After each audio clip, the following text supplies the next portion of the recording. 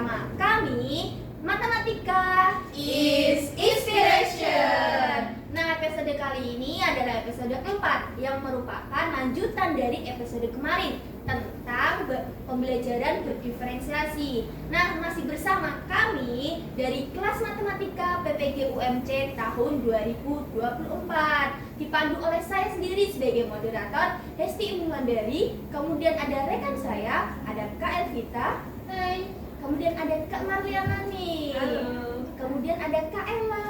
Hai. Dan terakhir ada Kak Evi. Hai. Nah, masih ingat gak nih episode kemarin tentang pembelajaran berdiferensiasi? Ya. Masih ya. Kemarin kan kita udah bahas apa itu diferensiasi sendiri, ciri-cirinya, sama contoh ya. Nah, untuk episode kali ini kita akan membahas secara spesifik dan mendalam serta contoh real di lapangan. Nah, sebelum itu, untuk menambah pengetahuan dan wawasan kalian bisa menyaksikan video berikut ini. Dadah.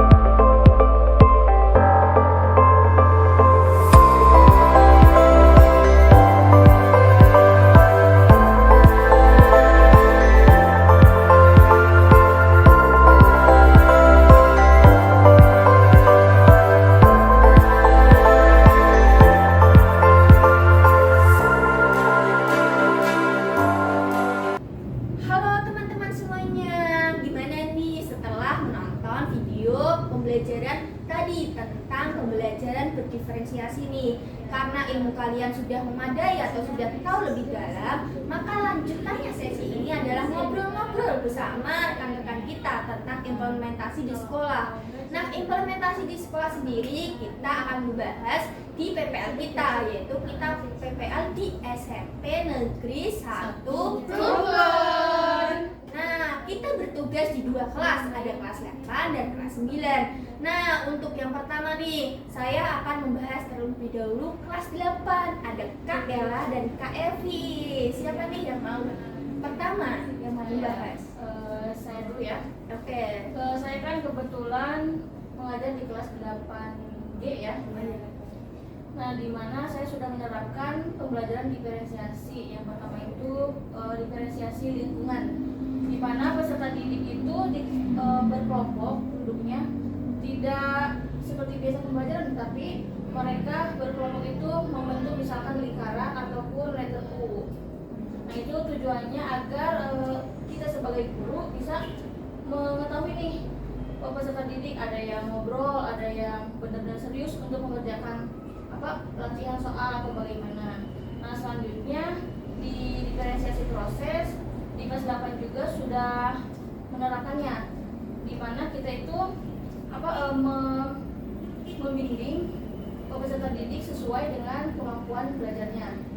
Nah, itu kan dari hasil tes diagnostik itu sendiri awal pembelajaran juga kan ya. Kemarin pernah dibahas kan ya? Iya. Itu juga kan kita pakai tes diagnostik kualitatif sama non kognitif. Nah, itu juga perlakuannya dibedakan juga. Dimana kalau misalkan ada kelompok yang tingkatnya tinggi, sedang dan rendah. Nah, kalau kelompok yang tinggi itu kita itu sebagai guru hanya memberikan bimbingan sedikit atau mungkin tanpa bimbingan kita belajar mandiri karena mereka itu sudah mahir ya.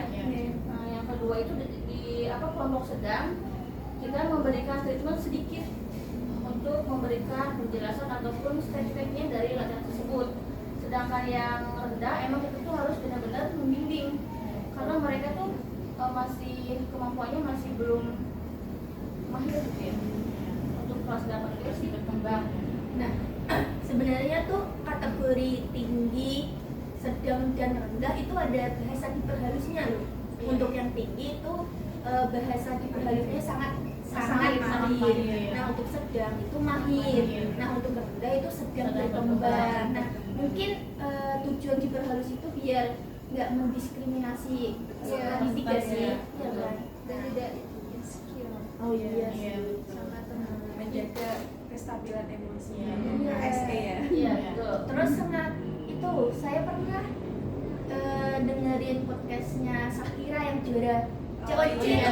betul. Nah itu katanya afirmasi positif, terus Iya. termasuk kata-katanya juga Iya, kan. iya. Iya. Nah terus ada lagi nggak kak? Mungkin yang dari kelas 8G itu baru menerapkan proses lingkungan paling sama konten ya.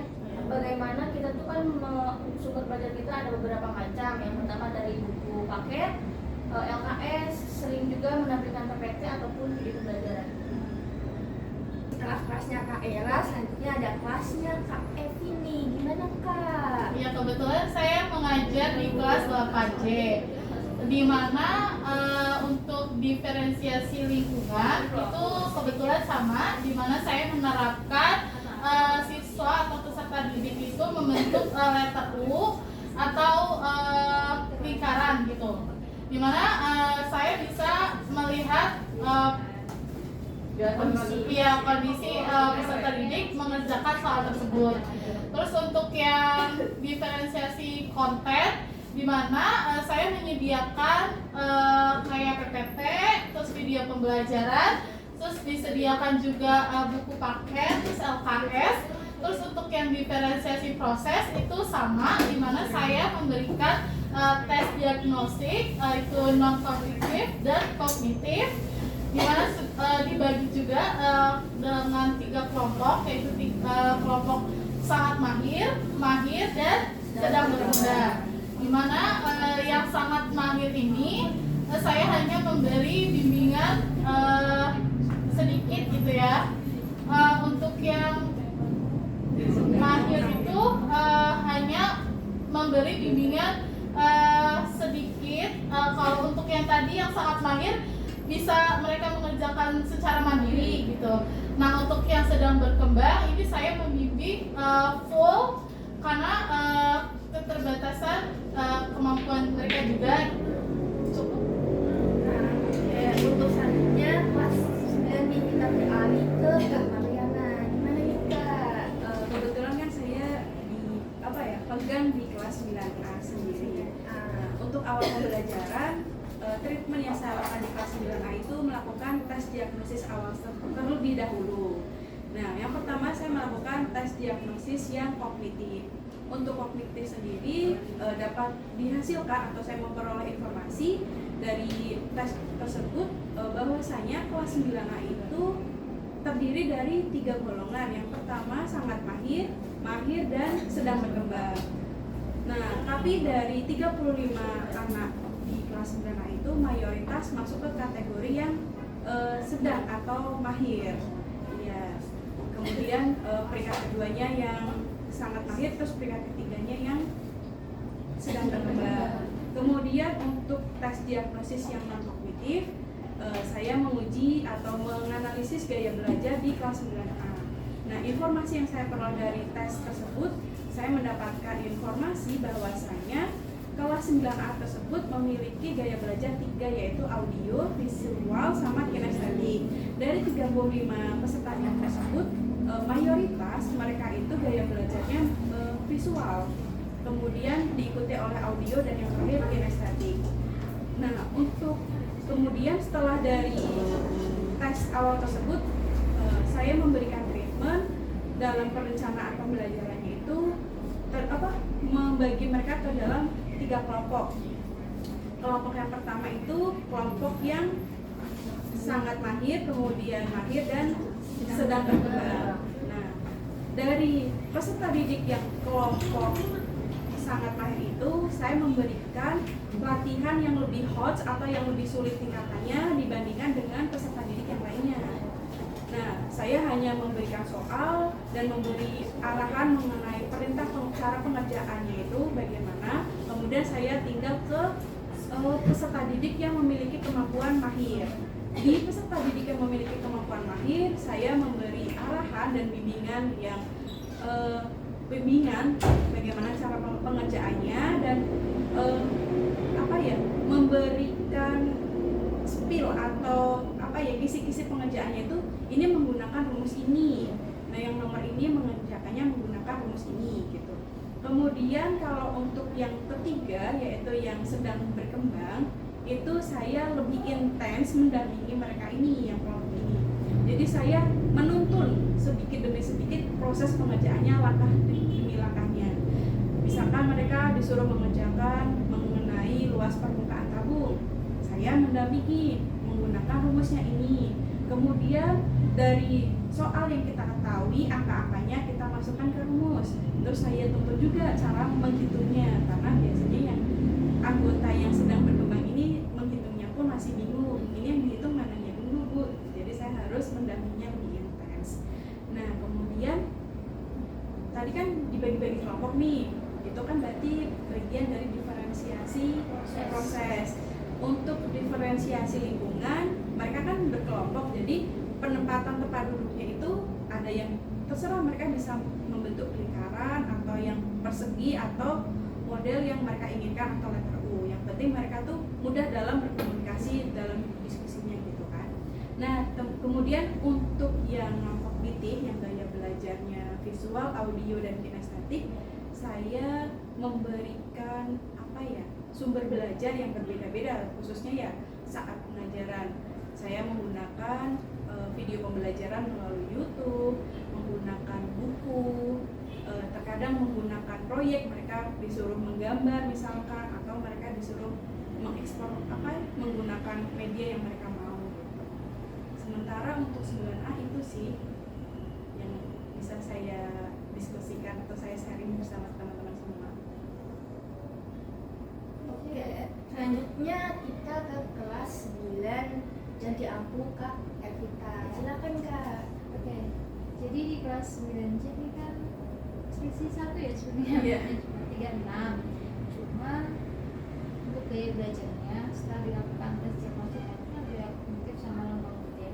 Nah, dari gaya belajarnya yang di kelas 9C ini mayoritas kinestetik. Berarti berapa 9 banding 3 itu banyak banget yang kinestetik. Untuk audio maupun visual itu cuma dikit. Kemarin yang audio itu cuma 3 orang, lainnya visual dan paling banyak kinestetik. Jadi saya menggunakan diferensiasi kontennya itu paling besar itu menggunakan video pembelajaran. Kan peserta didiknya lihat sambil praktek, akhirnya dia gerak nulis gitu kan. Jadi masuklah untuk yang audio tadi itu cuma mendengarkan kayak gitu. Kalau kayak gitu ya saya tampilin PPT, tapi PPT-nya itu yang kayak di Canva itu kan bisa dilihat itu kan ya. Ya yang penting kan ada itulah, ada di PPT nggak kosong kan kayak gitulah ya, sebenarnya kayak bagus gitu. Terus untuk diferensiasi prosesnya itu ada sangat mahir dan sedang berkembang. Nah, untuk yang mahir ini saya cuma sebatas ini, cuma lihat gimana sih cara dia menyelesaikan soal kayak gitu, terus ngecek apakah jawabannya benar-benar kayak gitu. Terus untuk yang mahir itu saya di LKPP-nya udah dikasih skill, misalkan hitung volume, berarti rumusnya misalkan V sama dengan apa gitu kan. Nah itu lanjutannya dilanjutin sama peserta didiknya. Untuk yang sedang berkembang, benar-benar saya tulisin langkah-langkahnya, diketahui apa, ditanya apa, dijawab apa, rumus, terus berbagai kayak perkalian, bagian itu saya tulis secara rinci. Jadi nanti peserta didiknya cuma masukin yang diketahui, dimasukin lah satu-satu.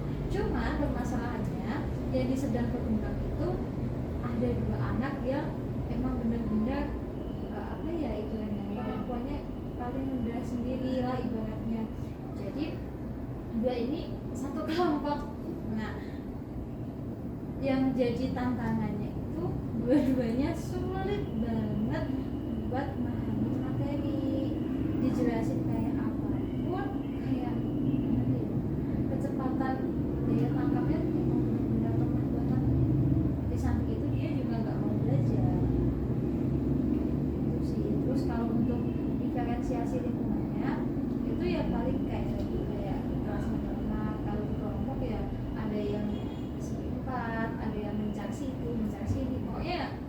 yang penting dia aman, nyaman gitu kan, relaksasi terusnya dan tidak mengganggu. Terus mungkin untuk konfliknya mungkin ada rencana, tapi kalau saat ini belum ya. Udah lama Masih ya, iya masih belum bisa mempraktekkan ini. KR kita sudah ya.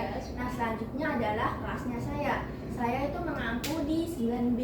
Nah awalnya sama dengan rekan-rekan semuanya. Ada tes kognitif, kemudian non kognitif sendiri. Sama ada kemampuan awal, kemudian kita pilihnya gaya belajar. Nah kelompoknya sama, sangat mahir, dan sangat berkembang. Nah untuk diferensiasi sendiri saya contohkan ada diferensiasi proses. Nah, diferensi proses ini pertama satu tipenya sama kayak kalian, yaitu untuk yang tinggi dilepas kayak cuman mereka apa yang kurang dipahami nanti mereka yang menghadap ke kita karena lebih efisiensi. Nah, pada saat itu saya posisinya ke kelompok yang mahir dan sedang berkembang. Nah, karena menurut saya kemandirian dan segalanya udah tinggi di kelompok sangat mahir. Nah, dan implementasinya juga sama, mereka mandiri banget. Mereka mengerjakan pembagian tugas sendiri. Ketika ada yang tidak paham nih, mereka diskusi terlebih dahulu. Kalau tidak, langsung menyamperin saya. Nah itu efisiensi, sehingga saya tidak ke tempatnya mereka, yang lebih fokus ke yang mahir dan sedang berkembang dia gitu. Nah untuk selanjutnya LKPD sendiri nih dalam proses itu berbeda-beda. Ada beberapa tipe sendiri. Ada yang kayak Kak Ma, tipenya yang tipe misal yang tinggi, hot, yang sedang ya sedengan. Nah kemudian ada tipe lain yaitu misal yang tinggi itu tanpa ada langkah-langkah soalnya, sama sekali cuma soal, kemudian terserah mereka jawabannya apa. Nah kemudian untuk yang mahir dikasih langkah-langkahnya apa, misal diawali dengan rumus, kemudian yang lain titik-titik. Nah untuk yang sedang berkembang sendiri nih, itu kebanyakan kasih clue-nya dari angkanya, rumusnya, sehingga mereka melengkapi sedikit. Nah selain itu, selain diferensiasi proses yang tipe ini, ada tipe lain. Disesuaikan, tadi kan sedang, tinggi dan rendah itu disesuaikan dengan kemampuan awal atau kognitif mereka. Nah untuk non kognitif sendiri, diferensi konten ini dalam soal-soal itu disesuaikan dengan gaya belajar mereka. Maksudnya apa sih? Nah kadang tugas-tugas yang saya berikan itu ada berbasis permainan. Nah itu bisa dengan sisa yang kinestetik. Kemarin kita pakai Uno kan, ditempel dengan soal. Nah kemudian untuk visual sendiri itu ada tugas menggambar transformasi. Nah ada contohnya nih, boleh diambilin Kak Ervita. Itu ya. Iya tugas burungnya. Nah untuk yang selain yang burung itu ditulis di buku juga, hanya buku. Mungkin aku juga tapi pribadi sih. Nah ini teman-teman untuk yang kinestetik dan visual. Nah di implementasinya itu mereka pembagian. Yang kinestetik itu lebih ke menggambarnya. Ini bisa dibantu. Nah ini sama itu. Nah ini pembagian tugasnya itu yang kinestetik sama visual itu lebih ke tugasnya menggambar. Nah mereka suka dengan warna-warni semuanya. Nah untuk yang gaya belajar yang lain itu yang mengerjakan soalnya nih. Nah ini kalau misal visual ini juga menuliskan judul-judulnya.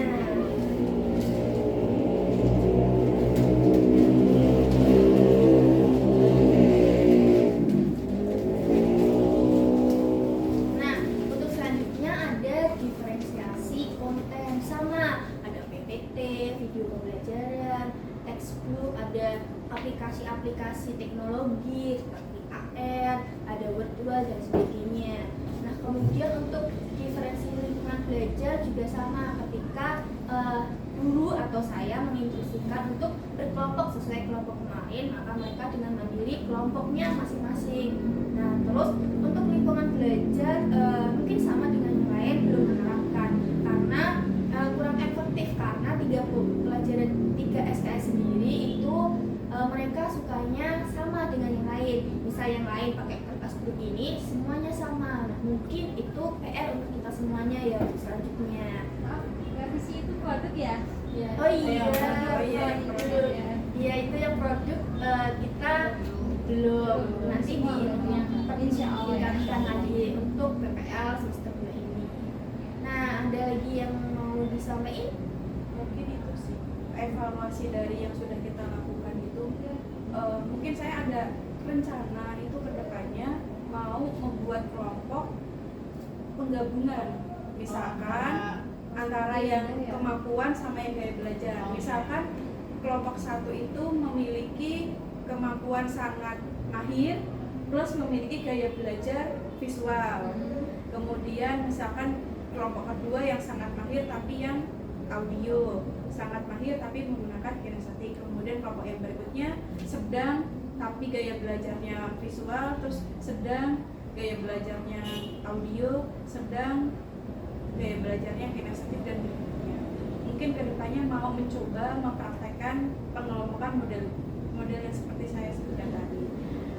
Kalau untuk efektif atau tidaknya kan saya belum tahu ya, karena baru rencana. Karena kan selama ini kita hanya pengelompokannya hanya berdasarkan kemampuan sendiri, gaya belajar sendiri. Kan kayaknya mungkin bisa lebih efektif kalau pengelompokannya sesuai itu gaya belajar dan kemampuannya. Gitu sih ya. Iya, dicampur lagi. Jadi nanti kelompoknya kan satu kelompok lebih sedikit lagi. Jadi beda-beda. Kalau satu kelompok jumlahnya anaknya banyak kan kadang nggak efektif juga ya. Iya, bisa ada yang ngobrol, Iya. ada HP. Tanggung jawab mengerjakan soalnya kamu aja gitu misalnya. Rata beberapa orang aja. Kalau lebih sedikit kan mereka tanggung jawab mengerjainnya lebih tinggi. Bisa, gitu. ya. Ini tuh sih. Dia bisa di kelas 9 sendiri yang kelompok mungkin yang kinestetik itu mengerjakan soalnya tidak diem gitu kayak Iya, sambil ngobrol sama ngobrol. temennya apa kayak Sambil gitar-gitar ya, yang penting tugasnya selesai. mungkin bisa sih kedepannya misal yang visual nanti tugasmu dipresentasikan PPT ya. Nah yang kinestetik coba kalian buat alat peraga Alat video peraga. pembelajaran. Nah itu bisa sih. Nah dari yang bisa saya simpulkan nih sebagai moderator bahwa satu sama lain entah kelas 8 dan kelas 9 hampir sama, yaitu melakukan diferensiasi proses, konten, dan lingkungan belajar. Dan untuk kelompoknya sendiri belum kita laksanakan. Mungkin untuk perbaikan selanjutnya yaitu di PPL 2 saat ini. Nah kemudian karena nggak ada yang mau disampaikan lagi nih, cukup sekian. Oke, pembelajaran atau tentang pembelajaran berdiferensiasi kita di kelas masing-masing atau implementasinya mungkin saya cukupkan sampai di sini. Nah untuk selanjutnya kurang lebihnya mohon maaf bila ada kesalahan apapun. Nah kita tutup pada podcast kali ini dengan Alhamdulillah. Oke, sekian pada podcast kali ini. Tunggu lagi podcast-podcast selanjutnya dari Matematika is Inspiration.